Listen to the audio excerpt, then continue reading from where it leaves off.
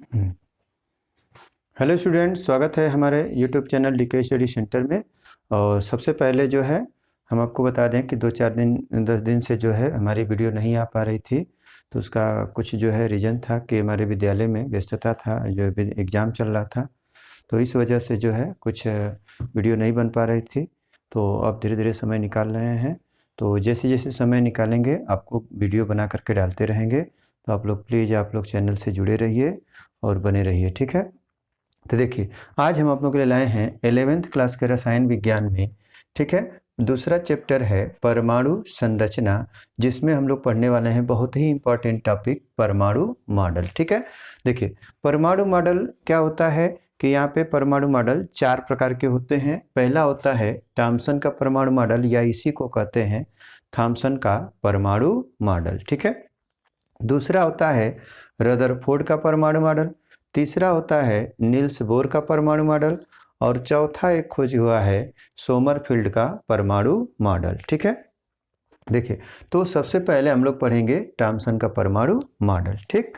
तो देखिए, होता क्या है कि सन 1904 ईस्वी में जो जे थॉम्सन थे, जब कैथोड किरणों का या कैनाल किरणों का जब खोज हुआ, ठीक है, तो उसका विश्लेषण किए और उसके विश्लेषण करने के आधार पर उनसे एक प्राप्त जानकारी से एक परमाणु का एक प्रारूप प्रस्तुत किया, जिसको परमाणु मॉडल के नाम से जाना जाता है, ठीक है।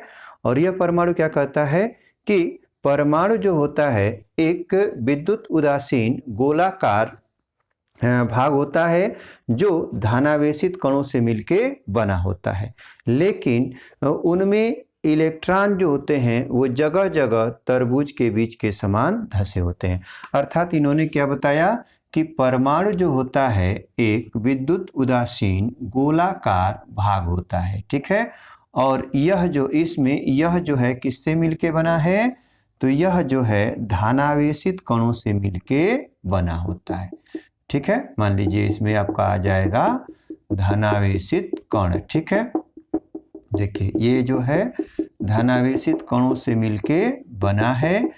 और इसमें क्या होता है कि तरबूज के बीज के समान जगह जगह जो इलेक्ट्रॉन हैं वो धंसे रहते हैं, ठीक है। और यह जो है परमाणु का प्रथम परमाणु मॉडल कहलाता है, ठीक है। देखिए, ये तरबूज जैसे दिख रहा है, तो ऐसे ही जो है यहाँ पे ये तरबूज के समान दिखेगा, ठीक।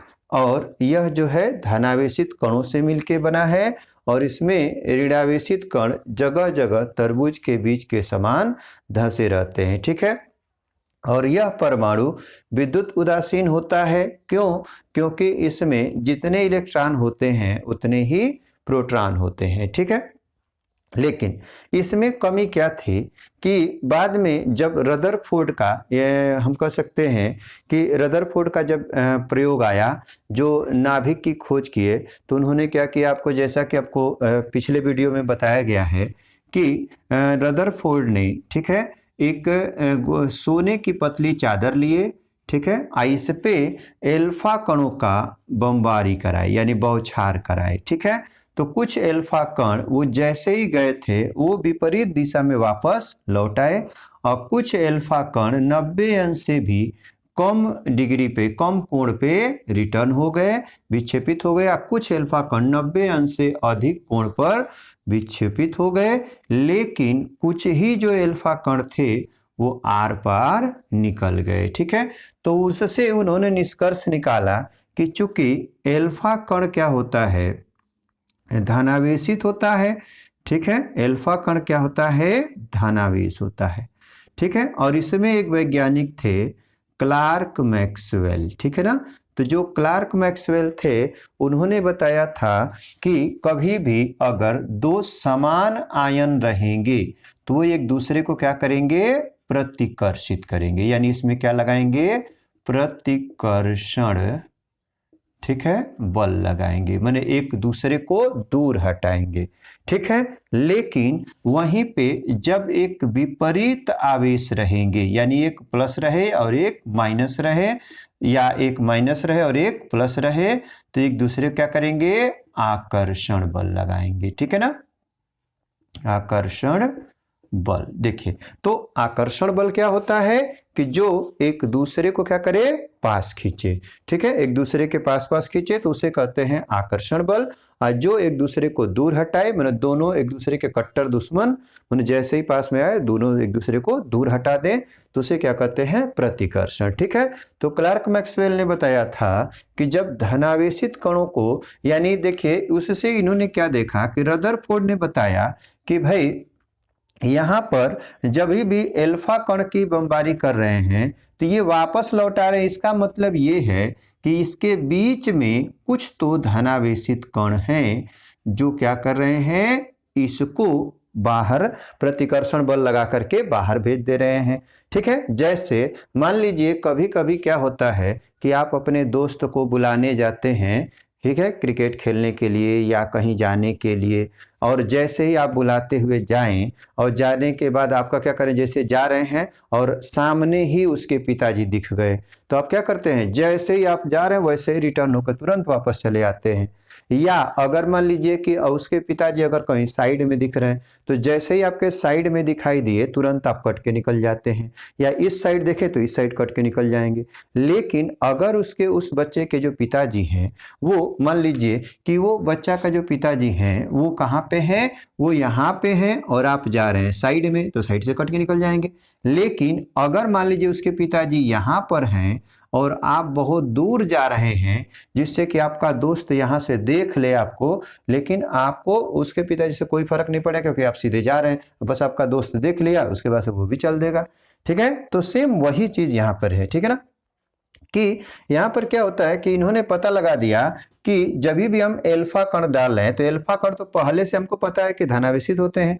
और जैसे ही धनावेशित कणों को जब परमाणु पे, यानी परमाणु की पतली चादर पे डाला जाता है सोने की, तो उसमें कुछ रिटर्न होके आ रहे हैं, तो इससे ये पता चलता है कि इसका बीच वाला भाग क्या है, धनावेश है। ठीक है, यानी धनावेशित कणों से मिलकर बना है और वह क्या होता है, डेंस है। ठीक है, तो इससे इन्होंने निष्कर्ष निकाला कि भाई परमाणु जो होता है वो अति सूक्ष्म गोलाकार तो होता है, ठीक है, लेकिन ये इसमें जो धनावेश होते हैं वो जगह जगह फैले ना रह करके एक जगह स्थित रहते हैं।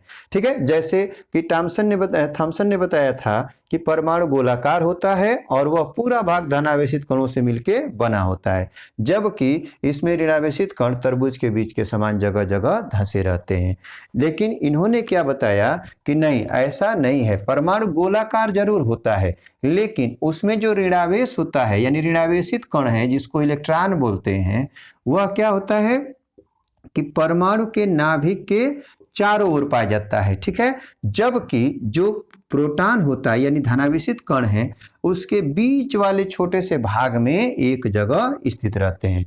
ठीक है, इसी को क्या नाम दे दिया, प्रोटॉन। ठीक है, और इसी का नाम रख दिया क्या, नाभिक। क्या नाम रख दिया, नाभिक। और ये क्या रख दिया, कोष। ठीक है, तो देखिए अब थॉमसन के परमाणु मॉडल में क्या कमी थी, तो हाँ यहाँ पे अगर देता है क्वेश्चन कि थॉमसन का परमाणु मॉडल क्या है और उसमें कमी क्या थी। ठीक है, तो देखिए नाभिक की खोज किसने किया, रदरफोर्ड, अर्थात ये नाभिक के बारे में नहीं बताते हैं। ठीक है, यानी हम कह सकते हैं थॉमसन के परमाणु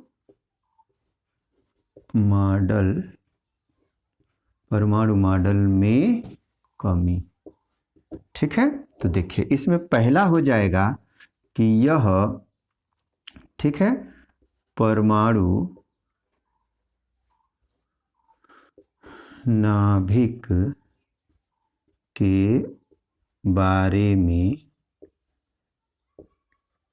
कोई जानकारी नहीं देता है। ठीक है, दूसरा यह, ठीक है, हाँ परमाणु में कोष या जिसको क्या कहते हैं, कक्ष के बारे में कोई जानकारी नहीं देता है। ठीक है, और तीसरा हो जाएगा, मान लीजिए कि यह